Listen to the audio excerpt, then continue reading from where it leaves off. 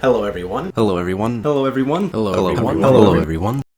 Hello everyone. Today is November 1st, 2018, and on this day 10 years ago at 2:21 p.m. Central Time, I uploaded the very first malware video on my channel, danooct1. This video will be a retrospective look at the past 10 years of my channel, how everything began, how it's evolved, and what it'll be like going forward. Like I mentioned, 10 years ago on November 1st, 2008, when I was still a senior in high school, I obtained a pack of 3 viruses off of some obscure forum post that I spent hours digging through Google to find. Those viruses were Happy99, the Love Letter Worm, and one other that I can't really remember, but I don't think it was that important because I never made a video on it. At the time I had been reading about computer viruses and their effects for about 4 years, so I was excited to see one in action on a computer and see what it could actually do. There were a couple of other channels on YouTube at the time doing what I did, On Neutral being the biggest one at the time. However, it had been more than a year since his previous video, and the other channel that made malware videos only made about 2 of them. So, being interested in the subject, I figured I'd just record a video on it and upload it to YouTube. The Happy99 video is pretty bad. My camera is all over the place, I haphazardly zoom in and out, trying to show all the details, but in the end you really can't glean much of interest off the video. But people seemed to like it, and it actually garnered about 500 views over the first couple of months it was up. In January, I stumbled upon a site calling itself the Virus Source Code Database, which had several hundred MS-DOS virus source codes listed. The only one I could ever get to actually compile and work was Acid Trip, which became my second video. Well, not quite my second. There's another video on my channel that is now unlisted that was second, but it's not an actual virus, so it doesn't count. Following the Acid Trip video, I found a huge treasure trove of viruses online, which enabled my channel to grow at a geometric rate. In the first 2 months of my channel, I made about 4 or 5 videos, and over the next 3 months added over 100 more videos onto that total. I got my first subscriber in January of 2009, and had reached 100 by the time that I reached my 100th video in April of 2009. To celebrate that fact, I made a couple of really cringy virus compilation videos set to music, one being set to Gustav Holst's Mars the Bringer of War, and the second set to Dream Theater's Panic Attack because I was really into Rock Band 2 at the time. Like I said before, I used my mom's old camera to make these original videos, and if we take a look at it, there's actually still some original videos still on its internal memory chip. I don't know what I was attempting to record with these videos, but whatever it is, it's ancient, and it's unreleased danooct1 material.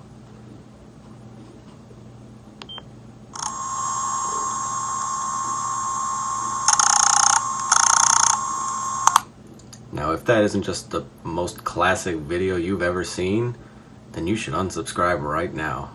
If you've watched my really early stuff, you know I didn't narrate for a long time.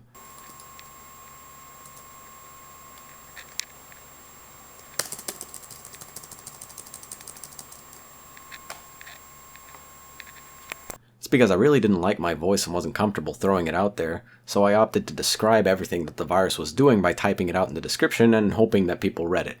Now, most of the time they didn't, which led to a lot of confused comments in the description because in order to show the virus, I just kind of shoved the camera up into the screen at relevant portions trying to show what it was doing. Oftentimes it was illegible and impossible to tell what was actually going on, but I liked it, and apparently some other people did too because my channel was continuing to grow. Now, because this was my exciting new hobby that I really enjoyed doing, I tried to make videos all the time, and since I was a nerd with pretty much no life, this was very possible. Oftentimes I would read about a virus that I was interested in and then immediately fire up my computer or the virtual machine and get a recording of it, no matter what time of day it was or what might have been going on around me. If you take a look in the background of my HPS virus video, you can actually see my friend Jonathan hanging out as we were playing Mega Man 3. I just happened to also be reading about viruses and found the HPS virus, which just had to be made into a video, so I did. As time went on, I began to get pretty self-conscious of my growing weight and my horrible long high school hair, so I started recording later and later at night to sort of reduce the chances that somebody would see my reflection in the computer monitor. But in spite of that, I did learn to appreciate my voice and began narrating videos pretty terribly. The first video I ever narrated was the Abraxas DOS virus video, and if you take a look carefully at this one, when the virus activates, it actually made me jump because I wasn't expecting it. So you can see the camera shake a little bit. Alright, today we'll be testing the Abraxas.com DOS virus. And It's supposed to display a graphical effect and an upward ascending scale.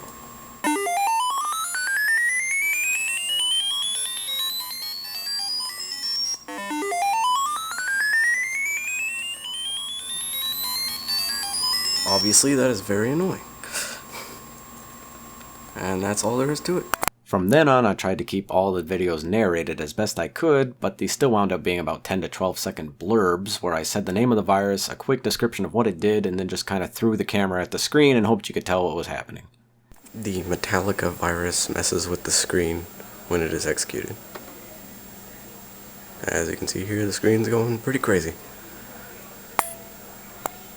And as time went on, so did the videos.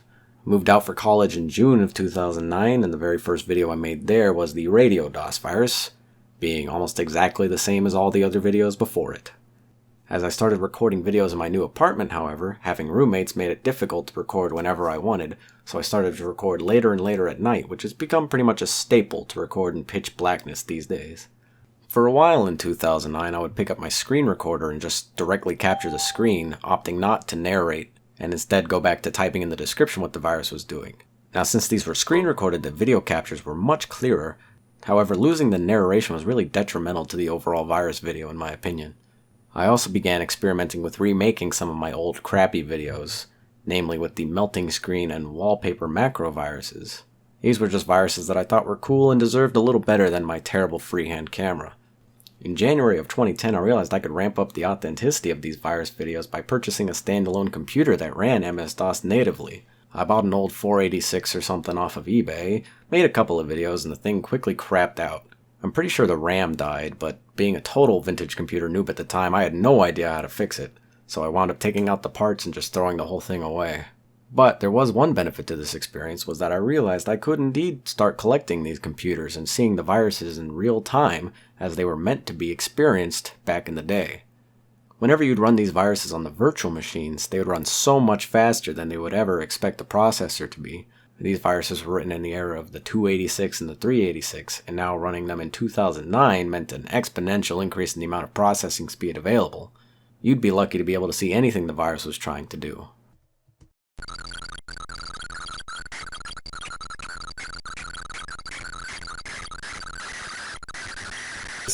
Just doing a quick video. Happy New Year.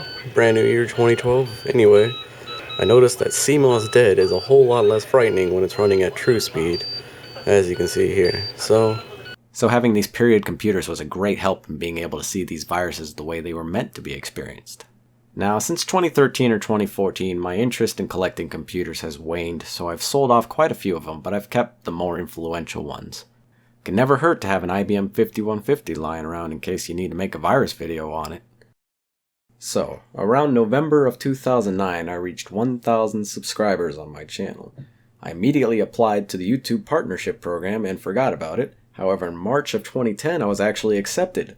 Now, I know you may not think that's much, but at the time, the YouTube Partnership Program was incredibly exclusive and difficult to get into, and I have no idea what they were thinking accepting me at just 1,000 subscribers, but for whatever reason, they did. That enabled me to add some exclusive partnership banners on my channel page and on my videos, and it was a really neat thing. Of course, the most important thing was that it also enabled ads on the video to pay out in ad revenue. Now, over the years that my channel has been active, this ad revenue from all of you guys watching my videos has been a tremendous help in supporting this hobby and enabling me to spend more time actually making videos. Well, maybe not so much lately, but it has been helpful nonetheless, so thank you everybody. And if you use an ad blocker, I don't really care because I do too. So, you do you, we'll all get along great. Fast forward one more year to April 2011, we discovered the magic of tripods together, and finally put an end to the terrible freehand camera that had plagued my videos for so long. In that same month, I teamed up with my friend Rogamp, making cooperative videos on various subjects in malware, and other subjects that had nothing to do with malware, and these co-op videos led to the creation of a cooperative channel called danooct1 that many of you know about. And for about 4 years, it covered videos on all sorts of topics, culminating in a 24-hour live stream full of malware, Whataburger, and call-in Skype calls. Good times. In December of 2011, I actually started making real remake videos. These were remake videos that I planned out and tried to make as good as possible to replace the terrible versions that I had made before. Fun fact is that this started the format for the video names that I use today, being malware type first, followed by a period, then the platform it runs on, and another period, and finally the malware name itself. Usually these names were taken from Kaspersky's naming list, however sometimes I use the other vendors' names, or in the case of more popular stuff like You Are an Idiot, I would just use the common vernacular for the name. And once these remake videos started rolling out alongside new malware, the format for my future videos really stayed along those lines and hasn't changed much since. From time to time I would do more special videos for the more unique viruses like CIH and Love Letter. CIH was a fun one because it actually flashed the computer's BIOS and made it unable to boot, and I also made it on the day that CIH activates, April 26th. Similarly for Love Letter, I ran it on May 4th, 2012, which was 12 years to the day after Love Letter started spreading in the wild. A few of these videos were incredibly fun to make, including Sasser, which took a long time to get set up and going, but it was very rewarding once it did. I took over my house's living room for a while with a bunch of computers and network cables running everywhere so that all the machines would talk to each other and eventually infect each other.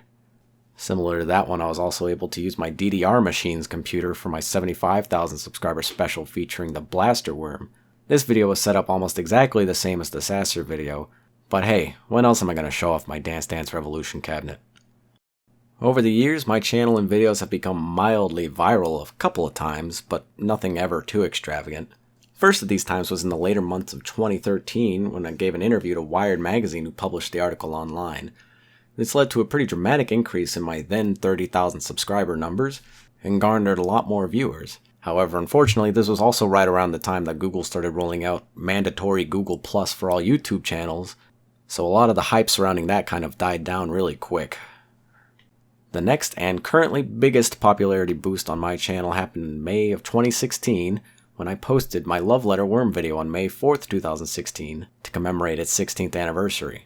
Now I posted this video at lunchtime and expected nothing of it, but when I checked back a couple hours later it was rising in popularity and eventually reached number 2 on the whole site. This led to an explosion in the popularity of my channel for a short period, garnering over 1 million views that day and over 20,000 subscribers over the following month.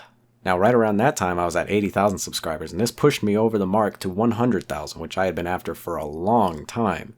And I knew that once I had hit 100,000 subscribers that I was going to make a video on my favorite worm, the Magister worm. This kicked off into another couple-week frenzy of trying to get a bunch of computers networked and talking to each other. But eventually the video did come together and is currently one of my most favorite videos that I've ever made. The last couple times my channel has been notable has been the 2 most recent ransomware outbreaks. Now I probably don't have to tell you that was WannaCry and NotPetya. Unfortunately, when I made my NotPetya video, I did not do my homework and ended up making a video on the original version of Petya.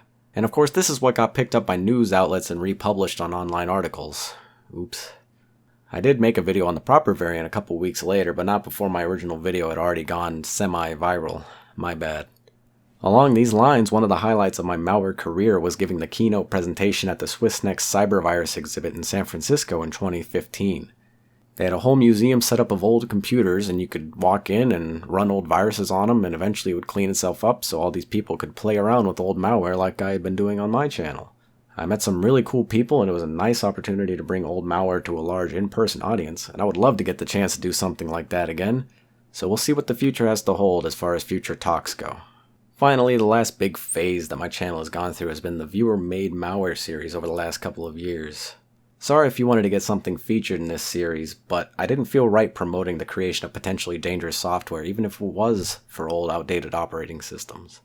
Although I liked the idea behind it, and the things you guys submitted were very creative, I just didn't feel comfortable promoting that kind of software creation. Having a channel of my size can have a lot of influence, and I don't want any of that influence to be overly negative, if you know what I mean. Hopefully I'm making some sense, and that my rationale isn't completely off the wall. But nonetheless, I'm very thankful and glad that all of you were so enthusiastic and submitted so many cool things. If you submitted them to my forums, I've still got copies of all of them, so if for some reason in the future I ever do go back to making these videos, I still do have them all. I don't believe the series will ever be revived, but it is a possibility and I still have that stuff, so stay tuned. Well, that's about it for me. Thanks everyone for watching this video and sharing my ramblings as I explored the past of my channel. If you've got any favorite memories of watching my videos or any favorite video that you want to give a shout out to, I'd love to hear anything and everything you have to share. Thanks everyone very much for watching and for joining me in the last 10 years of documenting and demonstrating old malware that no one remembers much about anymore. I hope you enjoyed this video. Thanks again. Take care. Viruses.